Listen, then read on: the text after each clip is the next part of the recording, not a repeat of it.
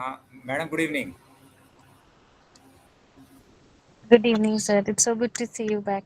So good to see you. All all right. So I'll begin the session and then I'll listen. Go. It would be over to you.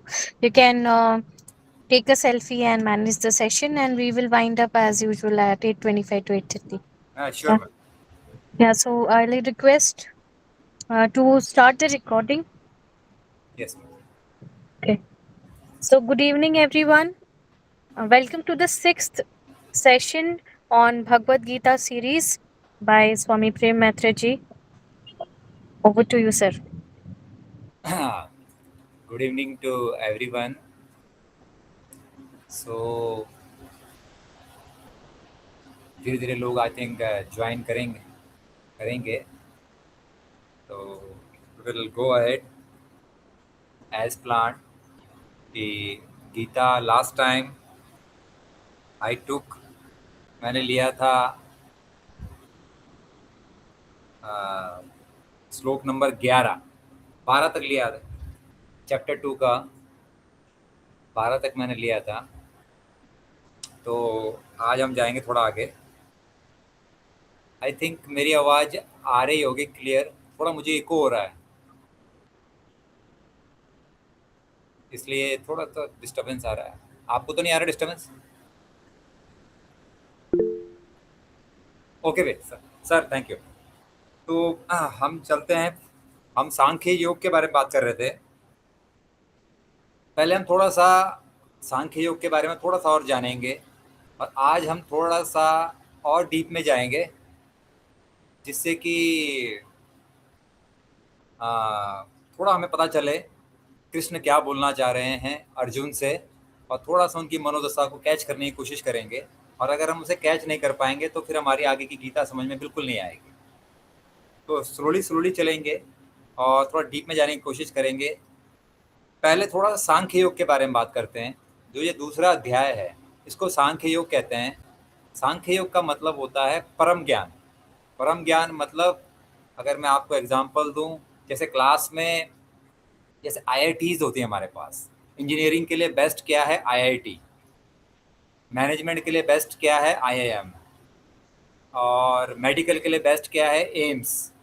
सो जो ये top के institute हैं, ये एक तरह के सांख्य योग हैं। सांख्य मतलब जो टॉप की चीज़ है।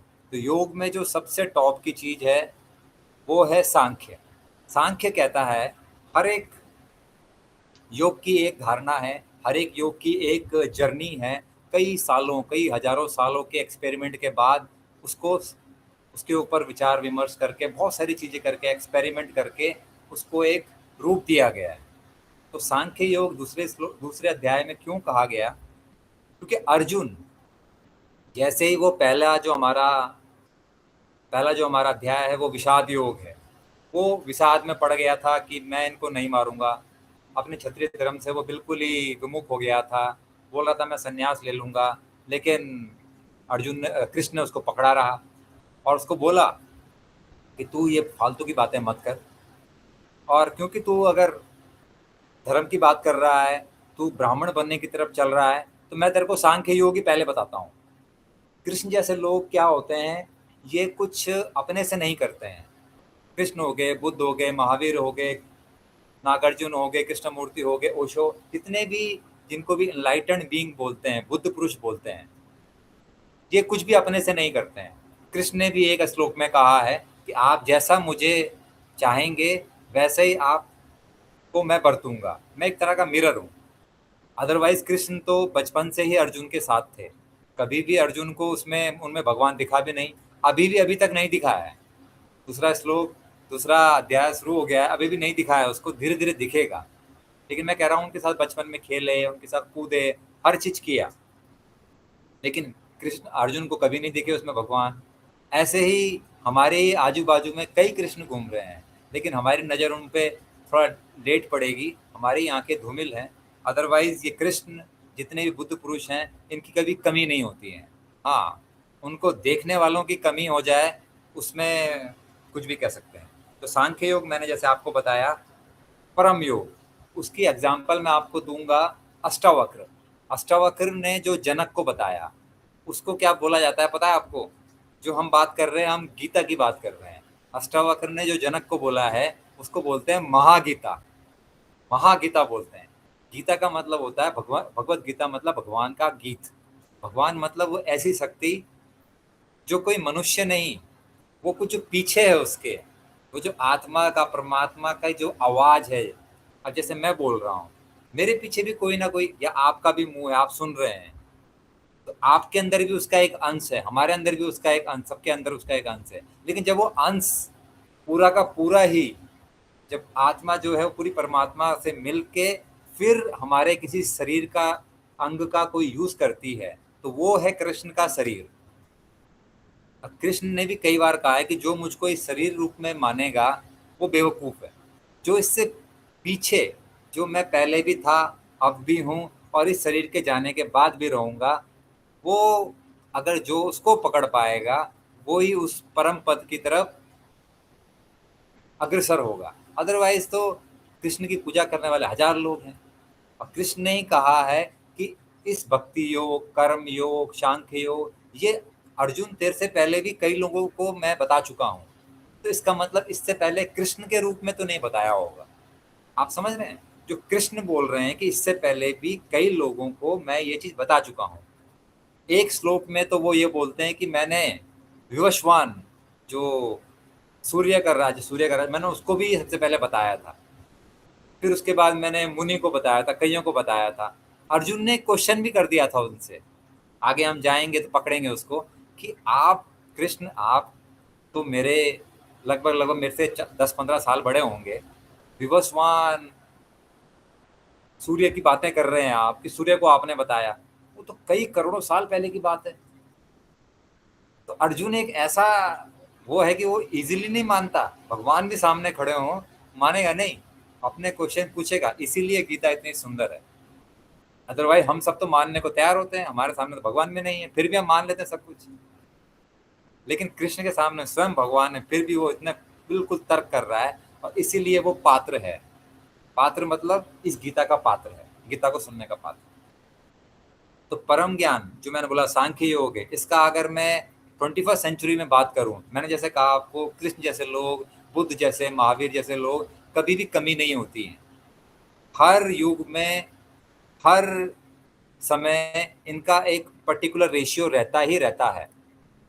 कृष्ण ने खुद ही कहा है कि परित्राणाय साधुना, जब भी साधुओं के ऊपर कोई प्रॉब्लम आएगी मैं आऊंगा।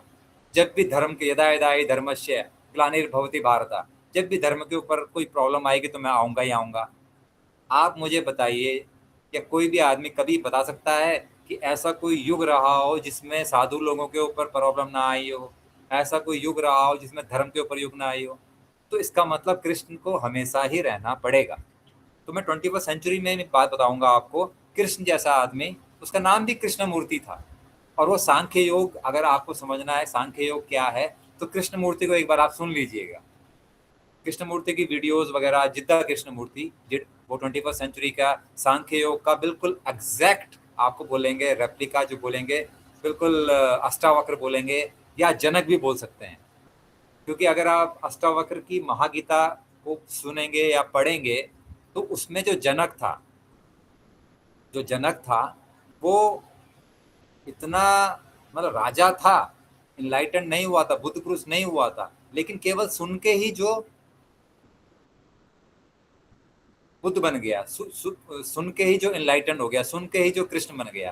तो वो होता है कि केवल सुन के ही, हम भी सुनते रहते हैं आत्मा ये है, परमात्मा ये है, गीता भी पढ़ लेते हैं, सब कुछ पढ़, कुछ होता नहीं है। इसलिए सांख्य योग हमारे लिए नहीं है, सीधी बात ये। वो है क्लास के अव्वल बच्चों के लिए।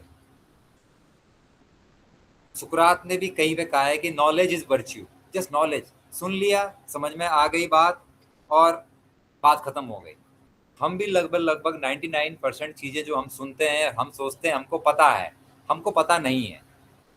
मैं आपको अपना एक एग्जांपल देता हूँ, सारे एग्जांपल आज मैं अपने ही दूंगा ताकि किसी को बुरा ना लगे। मैं, मेरी उंगली में कुछ प्रॉब्लम आ गई थी, उसमें सर्जरी करनी थी, तो मैं डॉक्टर के पास गया, ये कलकत्ता की बात है। तो सर्जरी हो गई, उसके बाद थोड़ा सा रेस्ट करने के लिए मैं डॉक्टर साहब के साथ लॉन्ज में बैठ गया। उनका एक लॉन्ज था, बहुत बड़े डॉक्टर हैं, एमबीबीएस हैं, एमडी हैं, बहुत जगह से उन्होंने अपनी मास्टर्स की है, बाहर देश में बहुत जगह। और जैसे ही थोड़ी देर के लिए हम रेस्ट में करने बैठे, वो सिगरेट पीने लग गए। मैंने कहा डॉक्टर साहब आप तो एटलीस्ट पता होगा सिगरेट खराब है। बोला अनिल साहब पता तो है मेरे को, लेकिन छूटती नहीं है। तो मैंने कहा डॉक्टर साहब पता नहीं है, आप जस्ट आपको भ्रम है कि आपको पता है। जैसे हम बोलते हैं कि हमको भ्रम है कि हमें भगवान का पता है, लेकिन पता कुछ नहीं है। पता होता तो बात अलग होती है। एक होता है भरोसा, भरोसा है कि भगवान है। भरोसा हम उसी का करते हैं जिस चीज का पता नहीं होता। सूरज का हम भरोसा नहीं करते, सूरज है। हम ये नहीं बोलते कि सूरज का हमें भरोसा है। भरोसा ही हम उस चीज का करते हैं जिस चीज का हमें पता ही नहीं होता। तो जैसे मैं बता रहा था कि डॉक्टर साहब सिगरेट पीना शुरू कर दिया। एक सिगरेट पी, दूसरी पी, फिर मेरा सर्जरी का टाइम पूरा हो गया था तो मैं फिर चला गया। मैं बोल रहा हूँ डॉक्टर भी, इवन जो कैंसर का ट्रीटमेंट करते हैं, स्मोकिंग छुड़वाने का ट्रीटमेंट करते हैं, वो खुद भी स्मोकिंग कर रहे हैं। इसका मतलब उनको पता ही नहीं है कि ये खराब है। गुस्सा, चलो स्मोकिंग तो कई लोग यहाँ पर नहीं करते होंगे, पर गुस्सा तो लगभग लगभग हर रोज करते होंगे। और एक बार नहीं 10 बार करते होंगे। गुस्सा भी करते होंगे, उसके बाद गिल्टी भी फील होते होंगे, और जब गिल्टी फील हो जाती होगी उसके बाद दोबारा गुस्सा करते होंगे सेम बात में। कोई अलग चीज नहीं है, सेम चीज, सेम प्रॉब्लम, सेम कारण, और फिर दोबारा आप गुस्सा कर रहे हैं। इसका मतलब हमको पता ही नहीं है गुस्सा खराब है। जिस दिन आपको पता चल जाएगा कि गुस्से में आप जानवर बन जाते हैं, जिस दिन आपने अपना जानवर वाला रूप देख लिया गुस्से में, उस दिन के बाद आप गुस्सा कर ही नहीं सकते। तो जैसे आप गुस्से में उतरेंगे आपको अपना जानवर वाला रूप दिख जाएगा, तो फिर आप कभी गुस्सा नहीं कर पाएंगे। तो वही है सांख्य योग। सांख्य योग का मतलब है कि अगर आप जानते हैं तो आप रियल में जानते हैं। तो हमें भी थोड़ा बहुत देखना पड़ेगा अपनी जिंदगी में कि क्या हम चीजें जो जानते हैं, क्या हम रियली में जानते हैं या हमारा भ्रम है।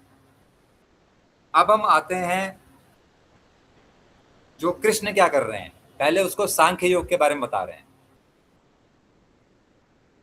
सांख्य योग के बारे में बता रहे हैं कृष्ण क्या कर रहे हैं। सबसे पहले सांख्य योग के बारे में क्यों बताया अर्जुन को, क्योंकि अर्जुन पंडितों की बातें कर रहा है। तो कृष्ण ने कहा ठीक है, तू तू डाल डाल मैं पात पात।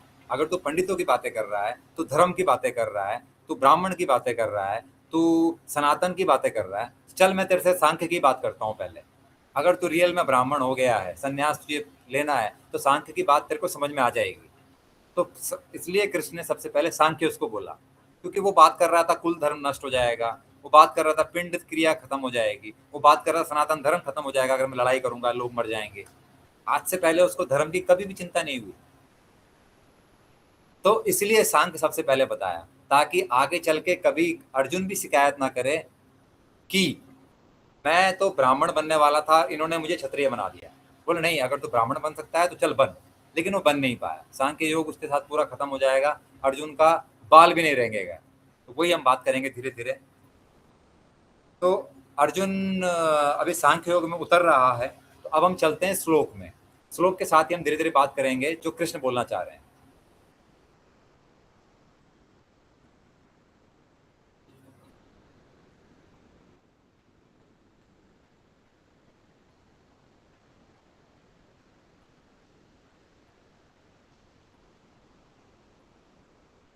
जस्ट मिनट में शेयर कर लेता हूँ। मैं शेयर नहीं किया था Windows. Just minute. Yes, I think आप लोगों को दिख रहा होगा। तो ये है हाँ,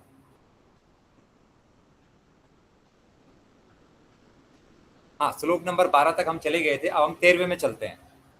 अब यहाँ से हम पता करेंगे कैसे मृत्यु के बाद हमारा अगला शरीर धारण कैसे होता है, या फिर आत्मा कैसे ट्रेवल करती है। कृष्ण क्या बोलते हैं इस बारे में, उसकी व्याख्या जो मेरे गुरु ने मेरे को समझाई वो मैं आपको बताने की कोशिश करूंगा। तो ये जो श्लोक है, देहिनो अश्मिन यथा देहे कौमरम यौवनम जरा तथा देहांति प्राप्ति धीरस्तत्र न मोह्यति। अब कृष्ण इसमें क्या कह रहे हैं, जस्ट इससे जो पहला श्लोक था, अगर आपको याद होगा गीता पढ़ते हैं तो उसमें जो इससे पहला श्लोक 12वां श्लोक, उसमें वो कहते थे ना त्वे वा हम जातु नासम न त्वम नेमे जनाधिपा न चैव न भविष्याम सर्वे व्यामत परम। और ये जो दूसरा 13वां श्लोक लगभग दोनों दोनों बराबर हैं। कृष्ण बोल रहे हैं अर्जुन को कि अर्जुन ऐसा कभी भी नहीं रहा कि तू नहीं रहा हो, मैं नहीं रहा हूं, ये जितने भी यहाँ राजा हैं ऐसे ना रहे हों। ये पहले भी थे, आज भी हैं और कल भी रहेंगे। इनमें जो भी चीज़ रहने लायक है वो हमेशा रहेगी, और जो चीज़ नहीं रहने लायक है वो कभी रहेगी नहीं। उसमें इस वाले श्लोक में बोलते हैं, देहिनो अस्मिन् यथा देहे कौमरम यौवनम जता तथा देहांति प्राप्ति। अब क्या है, हमारे अंदर एक चीज़ है, जब हम बच्चे थे तब भी थे, तब भी वो चीज़ थी, फिर हम थोड़ा जवान हुए, फिर बूढ़े हुए। अब अगर हम बच्चे ही होते तो फिर हम जवान नहीं हो पाते, और अगर हम जवान ही होते तो हम बूढ़े नहीं हो पाते। हम बच्चे भी होते हैं, जवान भी होते हैं, बूढ़े भी होते हैं, लेकिन कोई एक चीज़ है जो इस सब चीज़ के सामने स्थिर रहती है। मैं आपको एग्जांपल देता हूँ, अपना एग्जांपल दूंगा, इसको अदरवाइज मत लीजिएगा, क्योंकि अगर हम इसमें घुस रहे हैं तो हमें थोड़ा सा इसमें डीपली घुसना पड़ेगा, ओपन माइंडेड घुसना पड़ेगा। जब मेरा जन्म हुआ, अगर मैं बात करूं मेरा जन्म जब मैं अपनी माँ के कोख में आया तो मैं एक सेल के रूप में आया होऊंगा। वो सेल बहुत छोटा होता है, इतना छोटा कि हम अपनी ये आंखों से नहीं देख सकते। उसके लिए आपको खुर्दबीन चाहिए, दूरबीन वो चाहिए, माइक्रोस्कोप चाहिए। जब भी पेट में बच्चा, सबसे पहला जो आपका सेल बनता है वो इतना छोटा होता है, देख नहीं सकते। तो वो जो सेल है, मेरे गुरु कहते हैं उस सेल की फोटो खींच के अपनी एल्बम में रख के रखिए, वो आपको हमेशा डाउन टू अर्थ रखेगा। क्योंकि वो जो सेल है वो आप ही हैं। वो ही धीरे धीरे सेल बड़ा बड़ा बड़ा बड़ा होता गया, एक शरीर का रूप धारण किया। उसके बाद वो छोटे से और बड़ा बड़ा बड़ा होता गया। तो जो मैं अभी बात कर रहा हूँ, मैं 40 साल का हूँ, मैं अभी बात कर रहा हूँ, 39 साल में भी मैं ही था, 30 साल में भी मैं ही था, 1 साल में भी मैं ही था, और जब मेरा जन्म हुआ था अपनी माँ के पेट से, उस समय भी मैं ही था। जब मैं पेट के अंदर था तब भी था, और जब मैं अगर और पीछे जाऊं तो एक वो जो पॉइंट सेल था तब भी मैं था। ऐसा नहीं कि मैं नहीं था। इसके बारे में कृष्ण क्या बोलते हैं मैं आपको वो बताता हूँ। 7वें श्लोक में, 7वां अध्याय के 4थे श्लोक में कृष्ण बोलते हैं, भूमि रापो नलो वायु, भूमि रापो नलो वायु खम मनो बुद्धिरेव चा अहंकारम इतियम में भिन्न प्रकृति अष्टधा। मतलब 8 चीजों से आपका शरीर बनता है। थोड़ा ध्यान से सुनिएगा, ये श्लोक आएगा बाद में, लेकिन क्योंकि इसमें जरूरत है इसलिए मैं आपको बता रहा हूँ। 8 चीजों से आपका श्लोक बनता है। क्या क्या है वो 8 चीज? अर्थ, वाटर, फायर, एयर, स्पेस। अर्थ मतलब भूमि, भूमि अर्थ। पानी, स्पेस आकाश जिसको बोलें, फायर, इससे बनता है। अब मैं थोड़ा सा आपको शरीर के बारे में बताता हूँ। शरीर क्या है, जैसे मैंने बताया मेरा जो सेल बना मेरे माँ के पेट के अंदर, छोटा जो मैं सेल बना, इसमें कुछ पार्ट मेरे पिताजी का था, कुछ पार्ट मेरी माता जी का था, उससे बन के मैं बना। पहले मैं थोड़ा सा आपको ये बताना चाहूँगा कैसे वासुदेव कुटुंबकम है, कैसे मैं हर एक आदमी से जुड़ा हुआ हूँ। ऐसे नहीं कि जो यहाँ पर बैठे हैं इनसे जुड़ा हुआ हूँ, इस दुनिया के लगभग हर आदमी से मैं जुड़ा हुआ हूँ। और अगर ये आपके दिल में पता चल जाए, आपको थ्योरेटिकली प्रूफ हो जाए, आपका माइंड को सेटिस्फाई हो जाए, आप कभी भी गुस्सा नहीं हो पाएंगे। क्यों? जब आपको पता है जो पड़ोसी जिससे आपका द्वेष चल रहा है, ये तो मेरा ही भाई है, दूर का भाई है।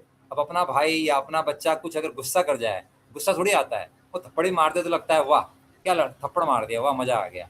किसी ने, छोटे बच्चे ने गाली दे दी, वाह मेरे बच्चे ने आज मुझे गाली दे दी।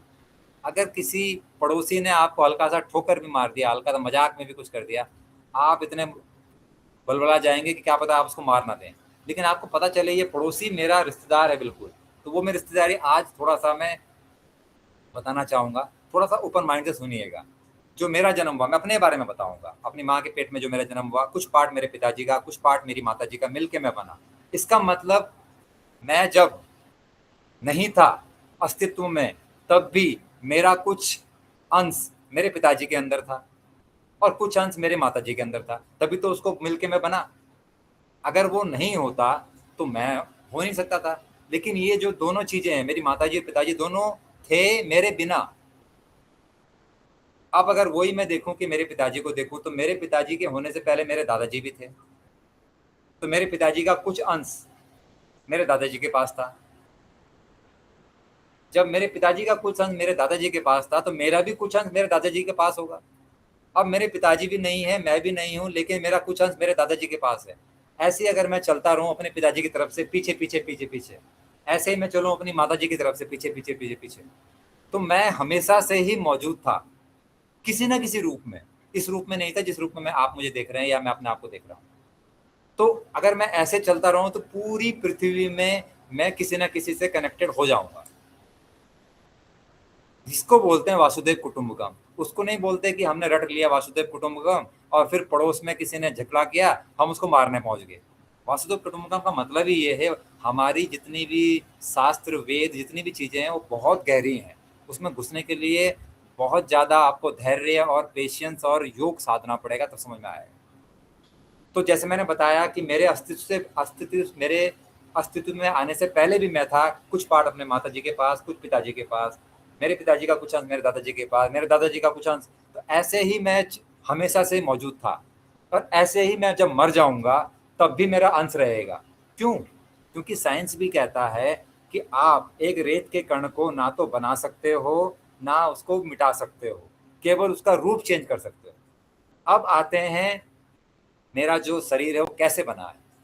मैंने बताया आपको 8 चीज हैं जो जो कृष्ण बताते हैं 7वें अध्याय के 4 श्लोक में। आप पढ़ लीजिएगा घर जाके बाद में। भूमि रापो नलो आयु मनो बुद्धि रेव च अहंकारम इति हम प्रकृति अष्टता। ये 8 चीजें हैं।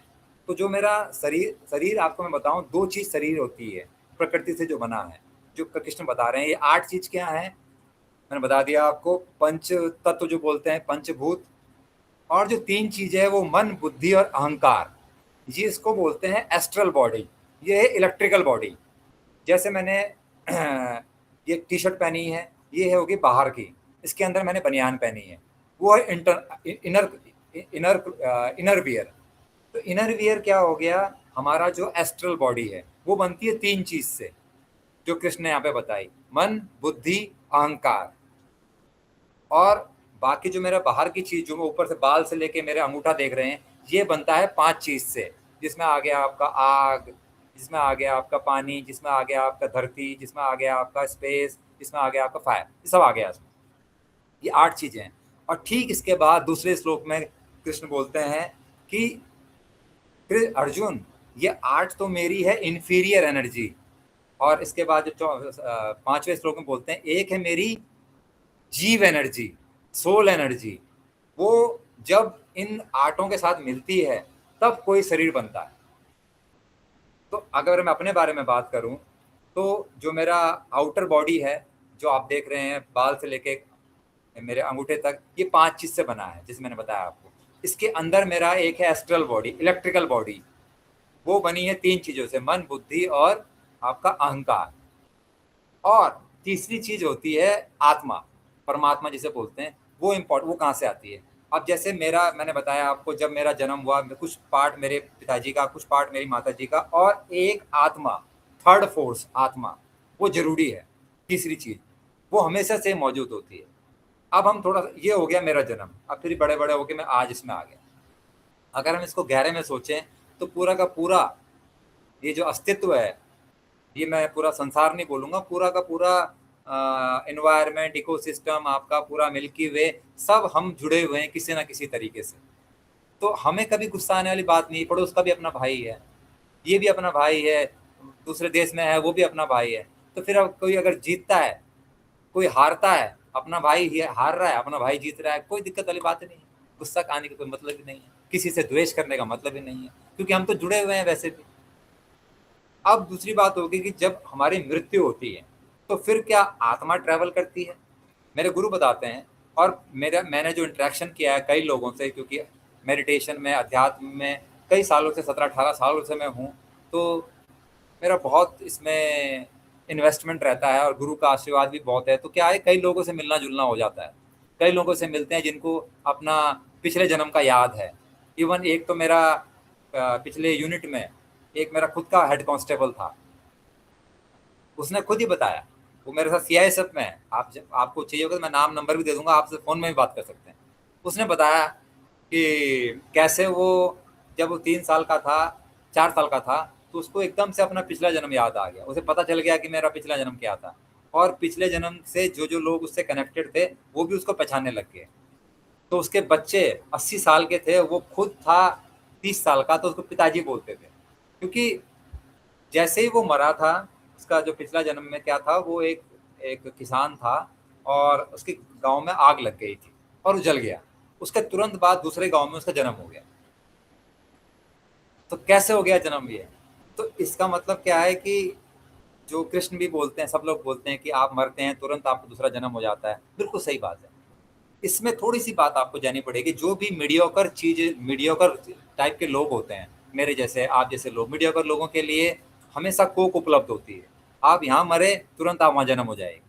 जो एक्स्ट्रा ऑर्डिनरी होते हैं, हाईली इवॉल्व सोल, मतलब हाईएस्ट कॉन्शियसनेस वाली, जिसको हम बोलते हैं देवता पुरुष बोलते हैं, या बोलते हैं कि बहुत अच्छे कर्म वाला, और एक होता है जो बहुत बुरे कर्म वाला। इन दोनों के लिए कोक मिलनी मुश्किल होती है। अब जैसे कोई हिटलर है, उसके लिए कोक मिलनी मुश्किल होती है, क्योंकि इतनी काली कोक मिलनी बहुत मुश्किल है, समय लगेगा, एकदम से जन्म नहीं होगा। तो हिटलर अगर मरेगा तो उसको जन्म मिलने में समय लगेगा। वही है कि अगर कोई बुद्ध पुरुष टाइप का आदमी जस्ट बनने वाला है, इनलाइटमेंट या उसका कॉन्शियसनेस इतनी हाई है, उसको भी जन्म लेने में समय लगेगा, क्योंकि उतनी प्योर सोल मिलनी, प्योर कोक मिलनी मुश्किल होती है। हम जैसों के लिए, हम यहाँ मरे तुरंत वहाँ हमारा जन्म हो जाता है, हमारे लिए कोई दिक्कत नहीं। तो हम बात करेंगे, हाँ बिल्कुल रोमित सर आप सही बोल रहे हैं।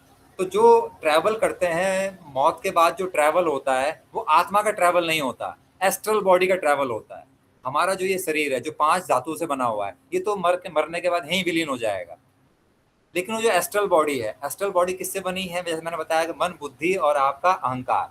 आपने जो भी चीजें इस दुनिया में एब्जॉर्व की हैं, सोची हैं, विचारा है, वो क्या होता है? अब आपको मैं एक चीज और बताऊं, सबकॉन्शियस और कॉन्शियस माइंड आपका 2 पार्ट होते हैं, एक होता है सबकॉन्शियस, एक होता है कॉन्शियस। सबकॉन्शियस जो होता है वो 90% उसका वेटेज होता है, उसके मैक्सिमम पावर होती है। कॉन्शियस 10% होता है। कई साइकोलॉजिस्ट बोलते हैं कि हमारा जो कॉन्शियस है उसने उसने दबा रखा है सबकॉन्शियस को।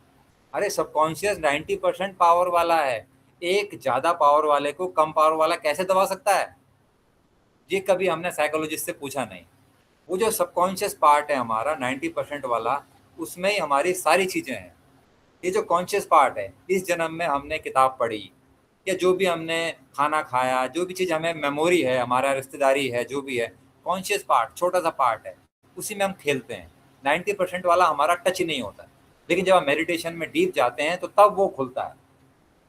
वो जो 90% वाला सबकॉन्शियस पार्ट है, वो ही है आपके पिछले जन्मों का संग्रह, जो एस्ट्रल बॉडी है, जो भी मैं आपसे बात कर रहा हूँ। अब ये अगर मैं डीपली आपसे बात कर रहा हूँ गीता के बारे में, या गीता में बहुत घुस गया हूँ, या कोई भी चीज़ में मैं घुस गया हूँ, तो वो मेरे उस सबकॉन्शियस पार्ट में भर जाएगी।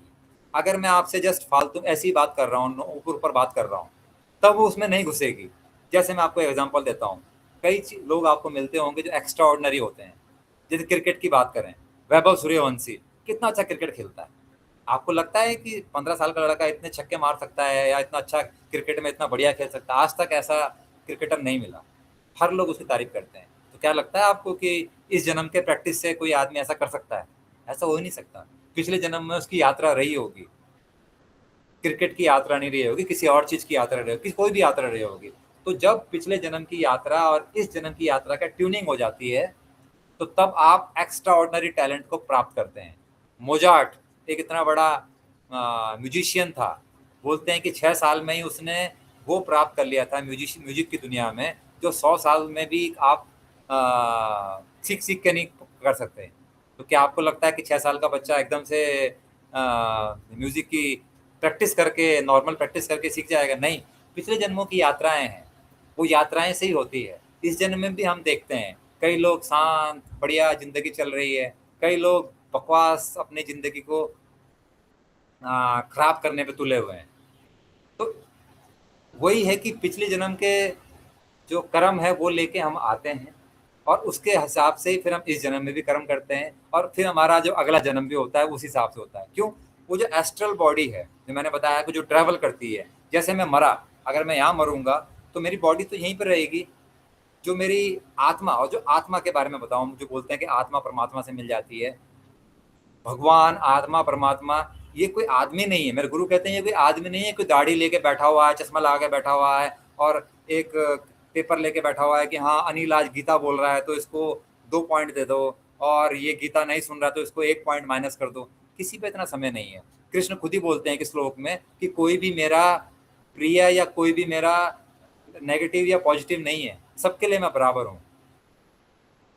आगे कृष्ण बोलेंगे हम, मैं क्यों टाइम ले रहा हूँ इसमें कि अगर हमें चीज़ें बैकग्राउंड क्लियर होंगी तो श्लोक तो 2 मिनट में खत्म हो जाएंगे। लेकिन मेन चीज़ श्लोक नहीं है, मेन चीज़ है कि उसके पीछे जो कृष्ण क्या बोलना चाह रहे हैं। तो हम आएंगे कि जैसे ही आप मृत्यु हुई, मृत्यु होने के बाद ये शरीर जो 5 तत्व यहीं रहेंगे, लेकिन जो 3 तत्व हैं, मन, बुद्धि और अहंकार, जो मैंने इस दुनिया में जो भी किया, अब वो ट्रैवल करेगा। अब जैसे ही मेरे इस फ्रीक्वेंसी वाली, क्योंकि ये तो एक एस्ट्रल बॉडी है, इलेक्ट्रिकल बॉडी है, वेव बॉडी है, ये अब ऐसी कोक ढूंढेगी जो सी जैसे जिस टाइप की ये एस्ट्रल बॉडी है, जैसे मेरे विचार हैं वैसी मुझे अगली कोक, अगर मेरा बहुत ही ज़्यादा मैं गुस्से वाला हूँ तो मुझे ऐसी कोक मिल जाएगी, होती है, मिल जाएगी, और फिर आगे की जर्नी मेरी वैसी हो जाएगी। तो इसलिए सभी से मेरे गुरु भी मेरे को बोलते हैं कि जब भी आप थोड़ा सा अध्यात्म के बारे में बात करें तो ये चीज़ पक्का बोलें कि आपका एक स्टेप भी अध्यात्म के ऊपर आगे बहुत आपकी ज़िंदगी को चेंज करेगा। बहुत सोच समझ के विचार कीजिए, बहुत सोच समझ के अपनी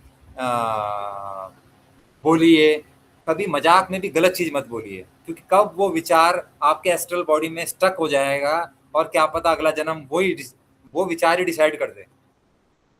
तो अच्छा भी हो जाएगा, बुरा भी हो जाएगा। बहुत सोच समझ के कीजिएगा। तो हम इसमें और थोड़ा आगे चलेंगे।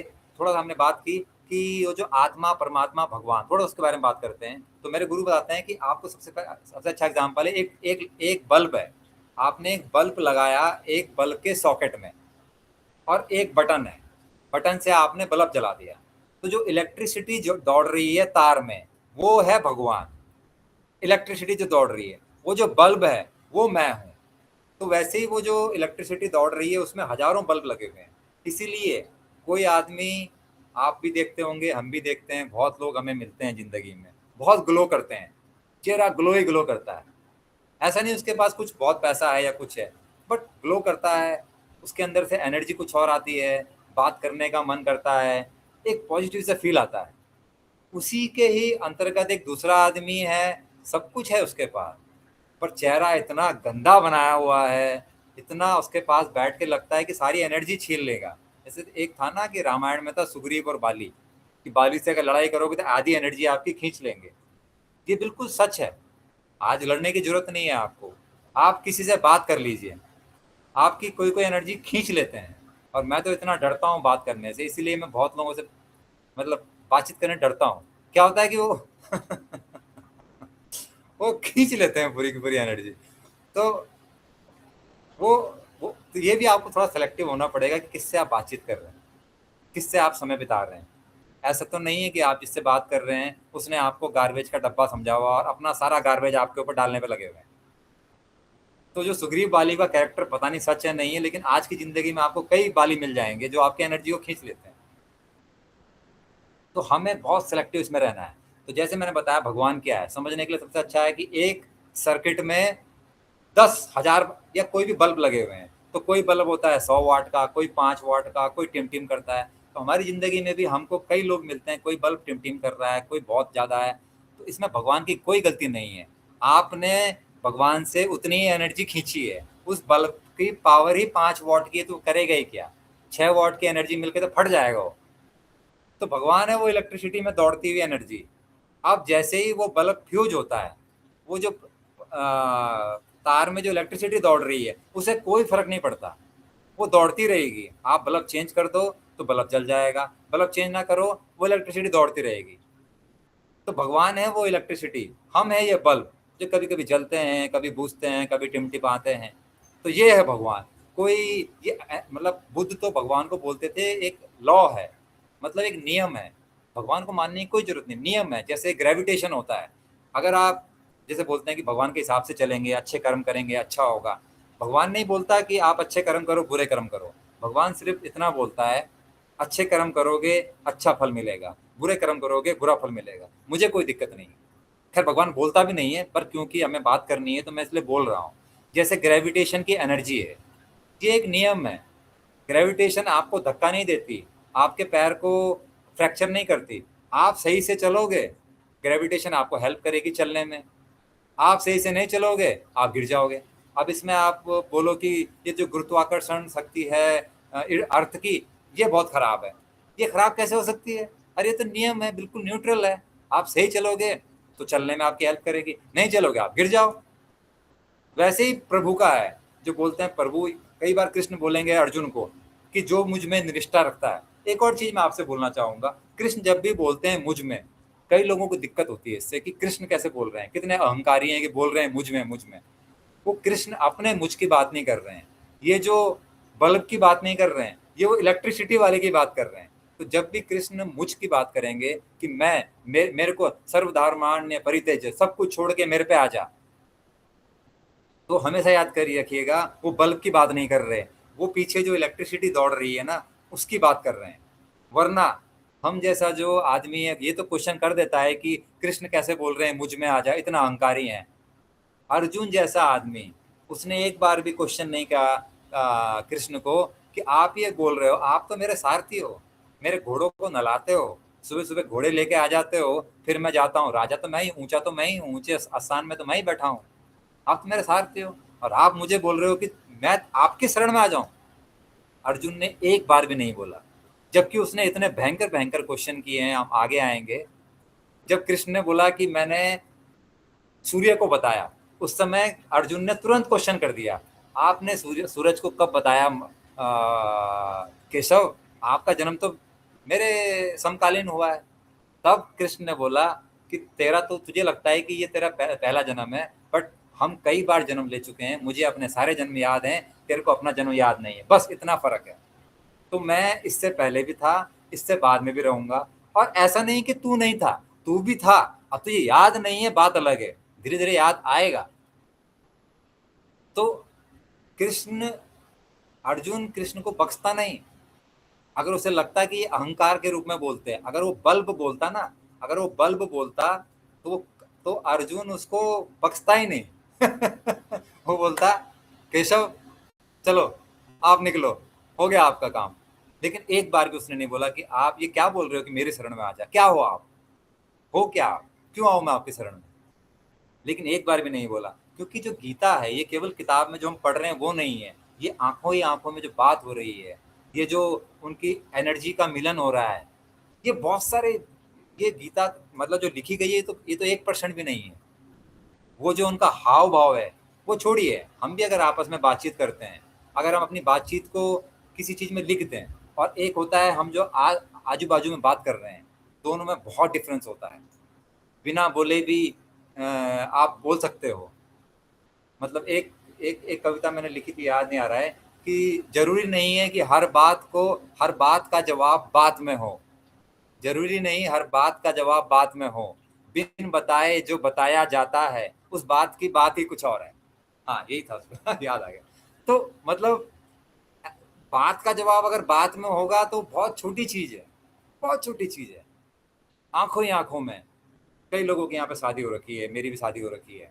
वाइफ हस्बैंड से जब तक शादी नहीं होती है कितनी बातें होती हैं, बस फोन में ही लगे रहते हैं, लगे हैं फोन में। मेरी वाइफ भी परसों एक दिन बात कर रही थी, बोला फोन में हमने कितनी बात की थी, मैंने कहा गए वो दिन।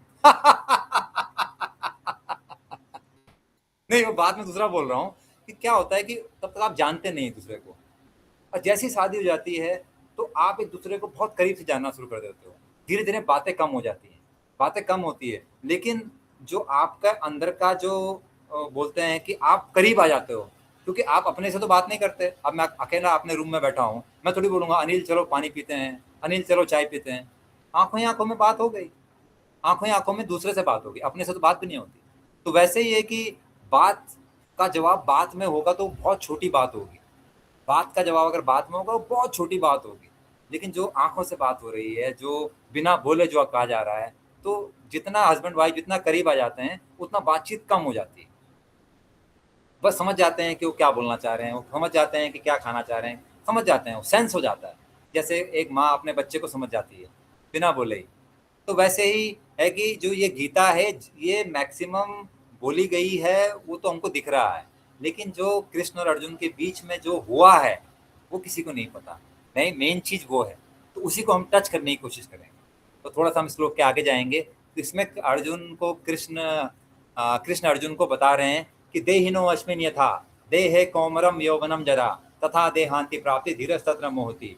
कि भैया अर्जुन, उसको जान तू जो बचपन में जब तू था तब भी था, फिर जब तू यौवन में आया तब भी रहेगा, फिर जब तू बूढ़ा होगा तब भी होगा। और जब तू ये जान जाएगा कि बचपन में कुछ ऐसी चीज थी जिसने बचपन भी देखा, फिर जब अगर तू बचपन ही होता तो तू जवान कैसे होता, फिर तू जवान हुआ मतलब बचपना छूट गया, लेकिन बचपन में कुछ ऐसा था जो जवानी में भी कंटिन्यू कर रहा है, फिर जवानी भी छूटेगी तो बूढ़ा होगा, फिर जवानी में भी चला जाएगी, इसका मतलब अब तो बूढ़ा हो गया मतलब जवानी भी छूट गई। तो कुछ ऐसा था जो जवानी और बुढ़ापे में कंटिन्यूटी था। तो ना तो तू बच्चा था, ना तू जवान था, ना तू बूढ़ा था। तीसरी चीज थी वो जो बल्ब के पीछे इलेक्ट्रिसिटी दौड़ रही है, उसके बारे में बात कर रहे हैं कृष्ण, कि वो जो इलेक्ट्रिसिटी है उसके करीब आ, और अगर तू वो समझ जाएगा तो मृत्यु के बाद भी तेरे को दिक्कत नहीं होगी। क्यों? अब देखिए, मृत्यु से हम सब लोग डरते हैं। क्यों डरते हैं? मृत्यु का हमें कोई एक्सपीरियंस नहीं है, और आज तक किसी को मृत्यु का एक्सपीरियंस होके वापस तो आया नहीं है। हमें केवल पता है कि हमने देखा एक आदमी बात कर रहा था, मर गया, अब बात नहीं करता, उसका दिल नहीं धड़कता। बात नहीं करना, दिल नहीं धड़कना, बस मृत्यु हो गई। अब ये खराब है या अच्छी है, हमें क्या पता? क्योंकि ये तो उसी को पता होगा ना जो मरा है। क्या पता वो बहुत अच्छी जिंदगी जी रहा हो, उसके बाद बहुत खुश हो। मैं आपको एग्जांपल देता हूँ, मेरी पिछली पोस्टिंग केरला थी। केरला बहुत सुंदर जगह है, मैं सोचता था इससे सुंदर जगह नहीं मिलने वाली, इससे अच्छी जगह नहीं मिलने वाली, और भगवान मुझे यहीं रखो। जबकि मैं जिस दिन मेरी पोस्टिंग हुई उस दिन मैं थोड़ा सा भावुक भी हुआ। ऐसा मेरा हर पोस्टिंग से पहले होता है, मैं बोलता हूँ दूसरी जगह यार बेकार है। और ऐसा आई थिंक आप सभी लोगों को भी होता होगा। हमें चेंज पसंद नहीं है। न्यूटन का लॉ है इनर्शिया, लॉ ऑफ इनर्शिया। मतलब हम एक इनर्शिया, एक जगह हम हमें वो अच्छा लगता है जहाँ भी हम हैं। जैसे एक गोबर का कीड़ा होता है ना, उसे गोबर भी अच्छा लगता है, उसे गोबर से बैठा हो तो फिर गोबर में चला जाता है। तो हमारे साथ भी हिसाब है कि जहाँ भी हम रहते हैं हमें अच्छा लगता है और चेंज नहीं करना चाहते। तो क्या पता मरने के बाद बहुत अच्छी जगह हो, और लेकिन हम तो यहाँ रो रहे हैं कि यार ये मरना तो खराब है। मरने से हमें डर केवल इसलिए लगता है कि जिंदगी तो हम जीते ही नहीं, और जिस दिन मरेंगे वो बिल्कुल प्रेजेंट का मोमेंट होगा, उसके बाद हम सपने नहीं देख पाएंगे। लेकिन मैं आपसे कहूं कि अगर आप उसको एक्सपीरियंस के तौर पे लेंगे, जो कि कृष्ण अर्जुन को यहाँ बोल रहे हैं, कि अगर तुम अपनी जिंदगी को एक्सपेरिमेंट के तौर पे ले, अगर आप उसको ध्यान से देखो, तो आप विटनेस हैं। आप कुछ, जैसे आपको मैं एग्जांपल और देता हूँ, कि जैसे आप ट्रेन में बैठे, आप अहमदाबाद स्टेशन में गए, फिर अहमदाबाद स्टेशन के बाद आपका मुंबई स्टेशन आया, मुंबई स्टेशन के बाद दिल्ली आया। अब अहमदाबाद स्टेशन में जब आप थे तब आप अहमदाबाद स्टेशन तो नहीं थे, क्योंकि अगर आप अहमदाबाद स्टेशन होते तो आप दिल्ली स्टेशन में कैसे आते? तो अहमदाबाद स्टेशन में आप थे क्योंकि आप ट्रैवल किए, आपका वो पड़ाव था। उसके बाद मुंबई आया, मुंबई स्टेशन में आके आपने ये नहीं बोला मैं मुंबई स्टेशन हूँ, आपने बोला मुंबई स्टेशन में मैं पड़ाव है, अब मैं आगे चलता हूँ। ऐसे ही हमारी ज़िंदगी के पड़ाव हैं। हम पहले बचपन थे, छोटे थे, उसके बाद बूढ़े हुए, बूढ़े के बाद तो मौत भी एक पड़ाव है, जन्म भी एक पड़ाव है, जन्म भी एक पड़ाव है, मौत भी एक पड़ाव है। तो वही कृष्ण उसको समझा रहे हैं कि इतना टेंशन मत ले, तू ये सोच रहा है कि इनको मार दूंगा उनको मार दूंगा, ना कोई मरता है ना कोई मारा जाता है। ये कृष्ण बात कर रहे हैं उस इलेक्ट्रिसिटी की, अर्जुन बात कर रहा है बल्ब की, बस यही प्रॉब्लम। और कृष्ण उसको बार बार उस इलेक्ट्रिसिटी के बारे में बात करेंगे, और अर्जुन बार बार बल्ब की बात करेगा। और जब वो बल्ब टूटने के उस तौर पे आ जाएगा, जब उन दोनों का मिलन हो जाएगा, तब एक हमारी गीता खत्म होगी। तो हम दूसरा श्लोक लेते हैं इसके बाद।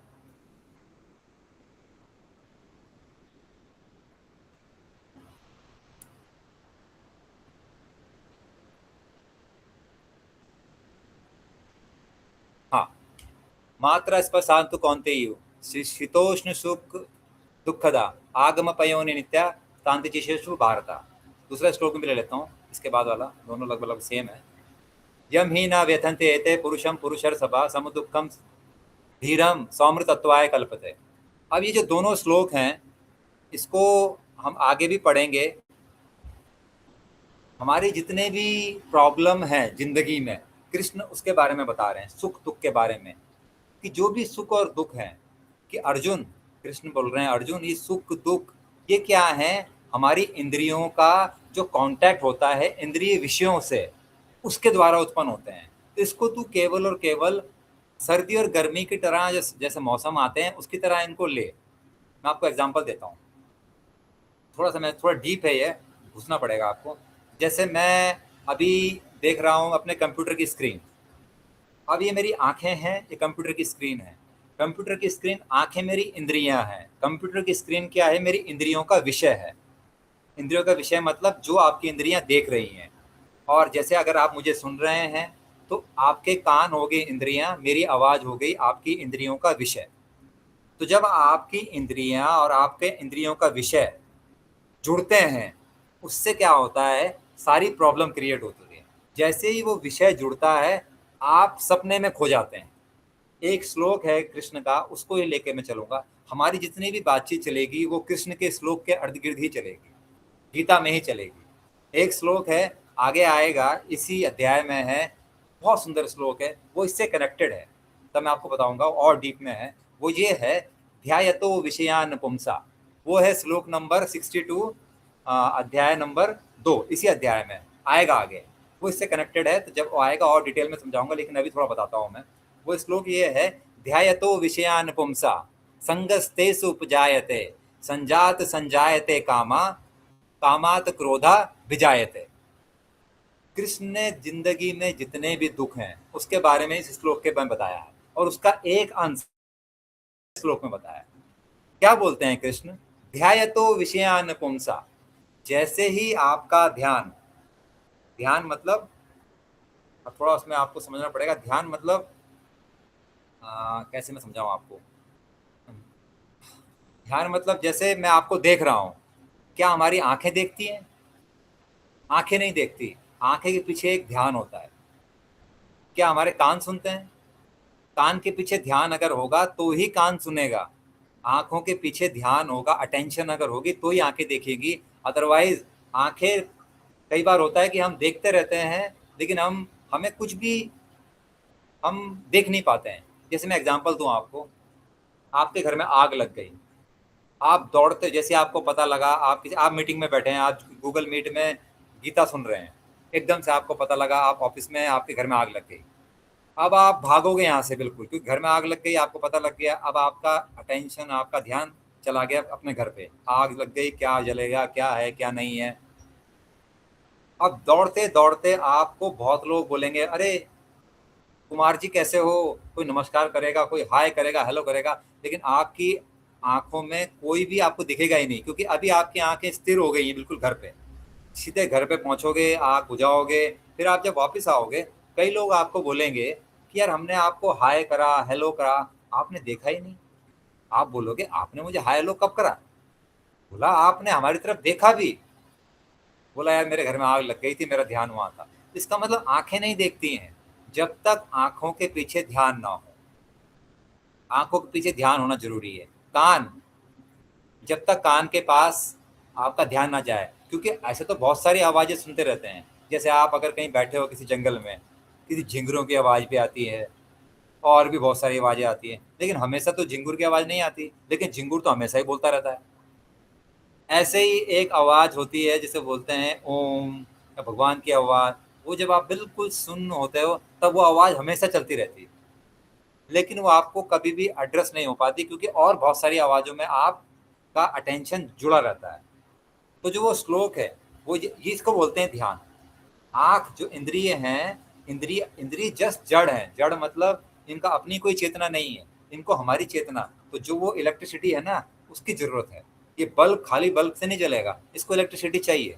आँख, तो जो आदमी मरा है उसकी भी आँख है, और उसकी आँख ज़्यादा खुली है, लेकिन वो देख नहीं रहा है, क्योंकि पीछे से वो इलेक्ट्रिसिटी गायब हो गई है।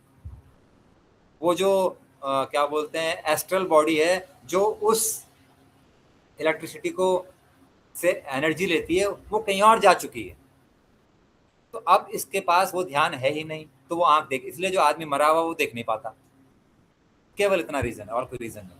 तो वो जो ध्यान है जो मरे हुए आदमी के पास नहीं है, वो उसके बारे में बोल रहे हैं कृष्ण। जैसे ही हम आंखों से किसी चीज को देखते हैं तो क्या होता है, हमारा जो वो ध्यान है जो आंख के पीछे है वो एकदम से उसके पास चला जाता है। जैसे हमें कोई कार दिखी, अब हमें कार देखने तो हमें कार एकदम से हमारा मन करेगा ये कार मुझे आ जानी चाहिए। देखा हमने कार को, कार में हमारा ध्यान चला गया। अब कार के पीछे कहानियां बननी शुरू होगी कि मैं लाल कार लूंगा, मैं पीली कार लूंगा, मैं BMW लूंगा, मैं ऑटोमेटिक लूंगा, क्या लूंगा, कहानी शुरू हो गई। आप गए, आपका वहीं पे कांड हो गया। जैसे ही आपका ध्यान अपने से बाहर गया, आप गए। अब वो कब आप वापस आओगे पता नहीं। अब आप निकल गए किसी दुनिया में, किसी और, अब कहीं जाओगे फिर वापस आओगे, फिर यही चलता रहता है। तो कभी आप आंख के जरिए बाहर निकल जाते हो, कभी कुछ सुनते हो उसके जरिए, किसी ने गाली दी, उसमें आपको ज़्यादा समझ में आ जाएगा। गाली दी किसी ने, बस ए कुमार ने गाली दी, अब ये ए कुमार बचेगा नहीं, इसको खत्म करना। आपका ध्यान चला गया उस पर, और बस अब होगा कत्लेआम। तो जैसे ही आपका ध्यान आपसे बाहर गया वैसे ही प्रॉब्लम आ जाएगी। तो हमें जितना भी हो सकता है, गीता का इतना ही चीज़ है थोड़ा सा, तो आप गीता की इस चीज़ को घर ले जाइएगा, ध्यान अपने पास रखने की कोशिश कीजिएगा। जब ध्यान आपके पास रहेगा, आपसे कभी भी गलत नहीं हो सकता। ना आप गलत कर सकते हो, ना गलत खा सकते हो, ना गलत आपसे हो ही नहीं सकता। तो जो श्लोक है, ध्याय तो विषयान पुंसा संगस्तेषु उपजाए थे, जैसे ही आपका ध्यान बाहर गया, एक संगम, एक कांटेक्ट स्टैब्लिश होगी। उस कांटेक्ट स्टैब्लिश से क्या होती है, संगात संजायते कामा, उस कांटेक्ट से काम उत्पन्न होता है। काम मतलब डिजायर, कामना। और उस काम से क्या उत्पन्न होता है, कामात, कामात क्रोधो उपजायते, उस काम से क्रोध उपजाया जाता है। ये कृष्ण की बात बोल रहा हूँ मैं आपको, अपनी कोई बात नहीं बोल रहा हूँ। जैसे ही आपका कांटेक्ट दूसरे से हुआ, आपके इंद्रियों का कांटेक्ट आपके सब्जेक्ट से हुआ, किसी से भी हुआ, आपका ध्यान उसमें चला जाएगा। फिर आपकी कामनाएं उत्पन्न होगी, कार खरीदनी है, फिर काम से क्रोध उत्पन्न होगा। क्यों होगा, जब तक आपकी कामनाएं चलती रहेंगी इस राइट डायरेक्शन में, कोई दिक्कत नहीं है। जैसे ही उसको अवरोध मिलेगा, जैसे ही आपको काम, जो आपकी कामना रूपी सांप है, जब तक वो चलता रहेगा चलता रहेगा, जैसे ही उसको एक दरवाजा दिखेगा वो फन मारना शुरू करेगा। उसको बोलते हैं क्रोध। आपको भी पता होगा, जब तक आपको सब कुछ ठीक चल रहा है क्रोध नहीं आएगा। जैसे ही आपको किसी ने प्रॉब्लम डाली, जैसे ही आपके सामने किसी ने बाधा डाली, क्रोध आ जाएगा। तो कामना में जो बाधा उत्पन्न करता है तभी क्रोध आता है, याद रखिएगा। तो जितनी भी हमारी प्रॉब्लम है उसका सल्यूशन और उसका जो जननी है वो श्लोक में मौजूद है। और उसका एक ही तरीका है बचने का, वो ये है, अपने ध्यान को बाहर मत जाने दो, मत जाने दो। जितना हो सकता है अपने पास रहो, बार बार जाएगा वो। आपका मन है, जिसको बोलते हैं ना, कृष्ण भी बोलते हैं कि ये जो मन है ना, कृष्ण मन है ना अर्जुन, ये बार बार जाएगा, तुझे बार बार पकड़ के वापस लाना पड़ेगा। ये ध्यान के बारे में बोल रहा हूँ। तो इस श्लोक में वही बता रहे हैं कि जो भी सुख और दुख है, पहले तो उसको मोटी मोटी चीज बता रहे हैं अर्जुन को, क्योंकि सांख्य योग चल रहा है। तो उसको अर्जुन अर्जुन को इसलिए बता रहे हैं कि अगर ये ब्राह्मण की बात कर रहा है तो ये समझ जाएगा, क्योंकि वो समझेगा नहीं तब वो डीप में जाएंगे। तो वो श्लोक आएगा डीप में, जब जाएंगे हम तब आएगा समझ में। एक श्लोक और एक श्लोक और लेते हैं, या यहीं पर हम इसको एंड करते हैं, 5 मिनट और बचे। आपके कोई क्वेश्चन होगा तो हम लेते हैं। 14वें श्लोक तक हमने इसको आज लिया। बाकी हम अगले संडे, जो नेक्स्ट टू नेक्स्ट संडे आएगा उसमें लेंगे। और आपकी कोई क्वेश्चन है तो हम ले सकते हैं। अ, आप लोगों ने बहुत पेशेंस के साथ सुना, और जो भी मैंने आपको बताया ये मेरे गुरु का द्वारा बताया गया है, वही मैंने आपको शेयर किया है। कुछ भी गलती हुई होगी वो मेरी तरफ से होगी, क्योंकि मैं भी इंसान हूँ, गलती हो सकती है, और डेफिनेटली हो नहीं सकती, हुई होगी, होगी भी। तो उससे मुझे माफ़ कीजिएगा कि कोई गलती हुई होगी। लेकिन इस आधे घंटे, 1 घंटे में हमने बहुत अच्छी वाइब्रेशंस क्रिएट की हैं, अच्छा है। और आप लोगों का बहुत बहुत धन्यवाद, आपने इसको अटेंड किया। किसी का कोई सवाल है तो पूछ सकते हैं, वरना हम एक सेल्फी ले लेंगे। और मेरा रिक्वेस्ट होगा पलक मैम या श्रृंगेरी मैडम की सेल्फी ले लें, क्योंकि मुझे वो लेना आता नहीं है। तो हम सेल्फी ले लेंगे और उसके बाद हम गुड नाइट करेंगे। Thank you so very much.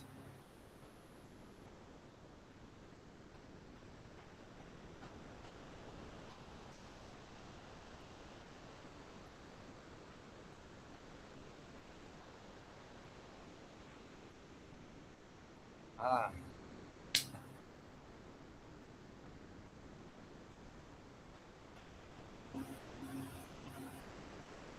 हाँ, सभी सभी से रिक्वेस्ट है, अपना कैमरा टर्न ऑन कर लीजिए, थोड़ा सा हम एक सेल्फी ले लेते हैं और फिर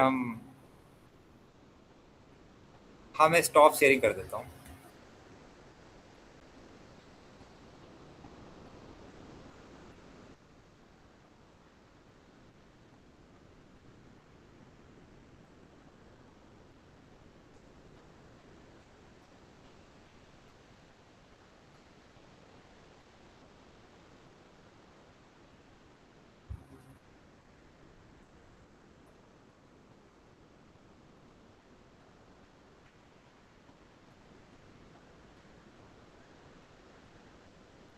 okay ma'am, thank you ma'am. किसी का कोई क्वेश्चन है तो हम ले सकते हैं, otherwise good night to everybody. अगले हफ्ते मिलते हैं।